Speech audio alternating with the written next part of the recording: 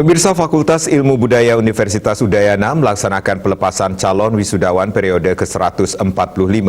Calon wisudawan yang dilepas sebanyak 39 orang berasal dari Prodi S2 Linguistik, S3 Linguistik, S2 Kajian Budaya, Sastra Indonesia, Sastra Inggris, Arkeologi, Antropologi, dan Sastra Jepang. Pelepasan dilaksanakan secara daring melalui ruang Webex Universitas Udayana.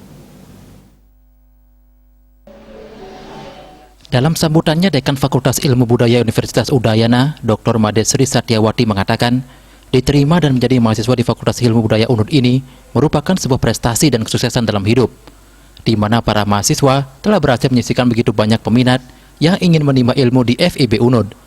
Setelah melalui proses pendidikan, calon wisudawan, baik S1, S2 maupun S3, kembali mengukir prestasi dengan keberhasilannya menyelesaikan studi dan akan segera menjadi alumni di UNUD. Selama menuntut ilmu di kampus, tentunya dapat berbagi pengalaman dan keilmuan yang memperkaya kemampuan mahasiswa, baik kemampuan keras hard skills dan kemampuan lunak soft skill. Waktu mahasiswa menempuh pendidikan bukan waktu yang pendek, tetapi merupakan waktu yang panjang yang harus benar-benar dilakukan dengan serius.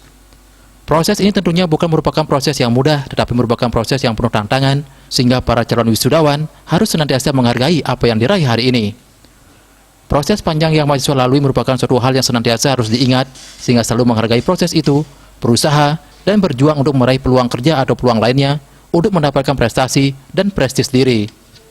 Fakultas Ilmu Budaya Universitas Udayana melepas sebanyak 39 orang calon wisudawan yang berasal dari Prodi S2 Linguistik 3 orang, S3 Linguistik 2 orang, S2 Kajian Budaya 1 orang, Sastra Indonesia 5 orang, Sastra Inggris 17 orang, Arkeologi 3 orang, Antropologi 2 orang, dan Sastra Jepang 6 orang.